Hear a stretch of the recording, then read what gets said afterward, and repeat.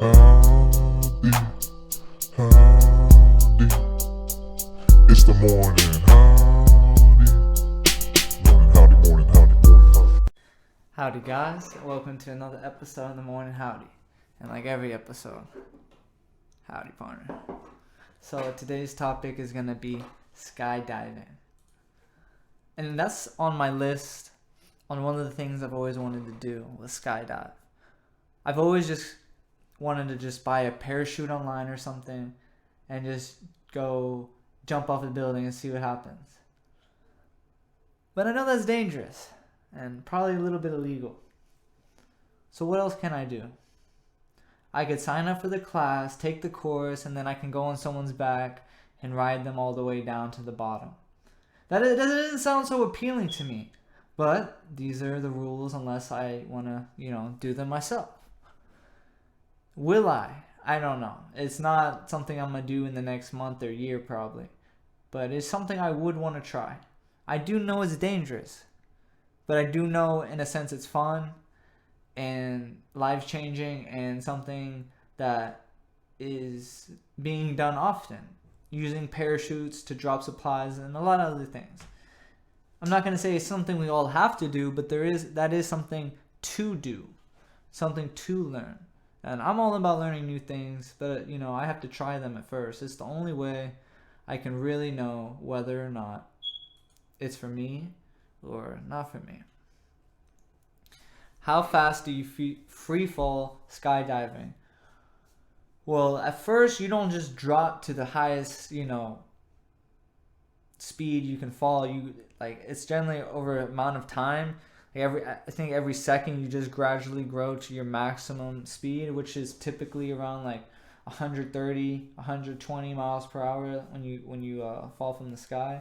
You can go faster theoretically if you don't sprawl out in the air. Like if you try to dive, you actually will go faster. I'm not sure about how much faster, but just in the laws of friction with the air when you fall, and it's less mass being pushed up from the bottom. I'm more than positive you fall like a rock, you just straight down. I think it's pretty cool that you go so fast, but you don't want to waste your time while you're out there. You don't want it to be for 30 seconds, and it's kind of dangerous going fast too, in a sense. Like you're unexperienced. What if you just try diving and then you do a flip and you can lose control while you're trying to do your parachute and something bad happens? You don't want anything bad to happen whenever you're when you're parachuting, and I'm pretty sure you would take as much precaution as you could. I actually saw a video of this dude hang gliding, and the instructor he was hang gliding with forgot to tie in the most important strap, which is on the back, which pretty much holds you while you ride on the glider. And as they took off, right when they went above the land, he immediately has to hold on for dear life, one hand on the thing, one hand around the guy, and he's holding it for at least a minute. And it's crazy, and he somehow lives and makes it, you know what I'm saying? But it's better than dying, but you have to take these precautions to make sure that everything is going to be okay. So, how long does a typical skydive last?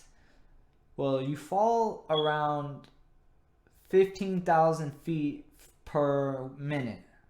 So it depends what altitude you're flying from.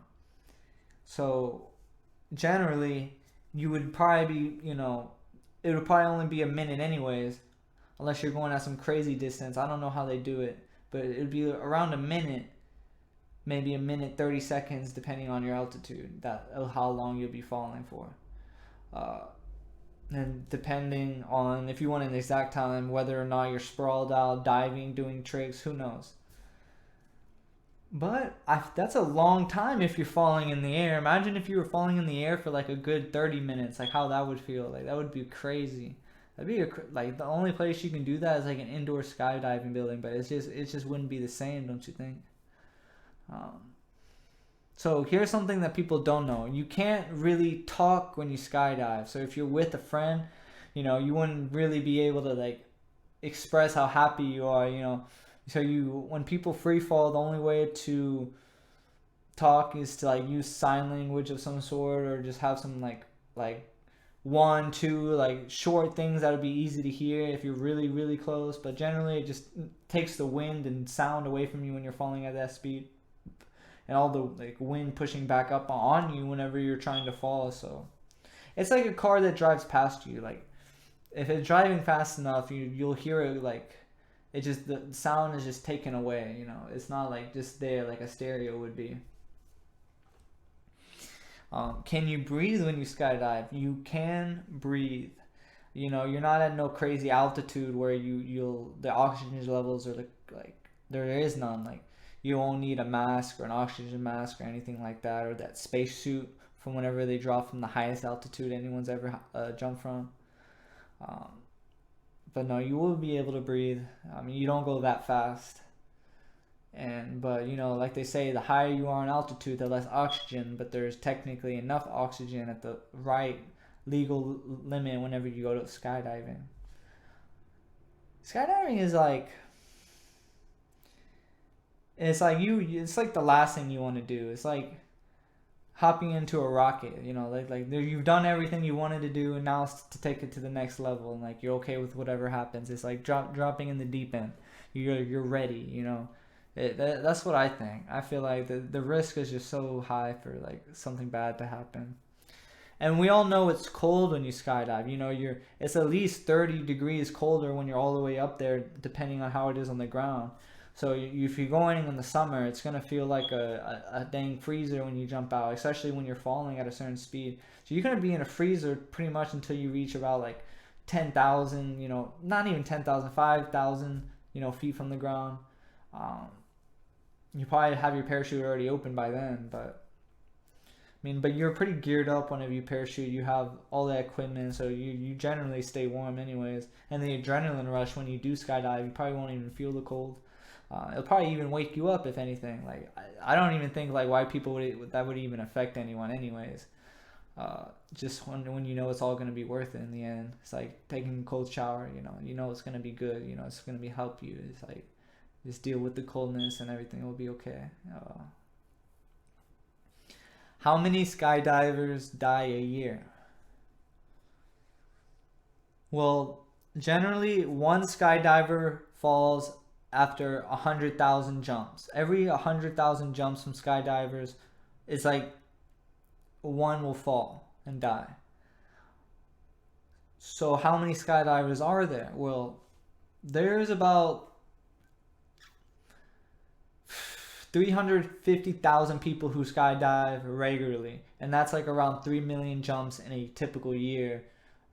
Or I'm gonna say more than that. I feel like there's people in Dubai and a lot of other countries that be doing the same thing. There's the military and the army who be like doing a lot of things similar to this. So I would say the number is definitely more, but I feel like the deaths is definitely dependent on like the year it happened or the type of backpacks they were using, and like if like it was like homemade or if it was at the actual school or however it were. I would be really interested to know what was those key factors of the deaths during the skydive. Like, did someone do something wrong? Did someone like pass out?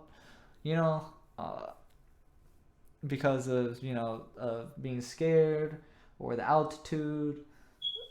There's a lot of things that could happen.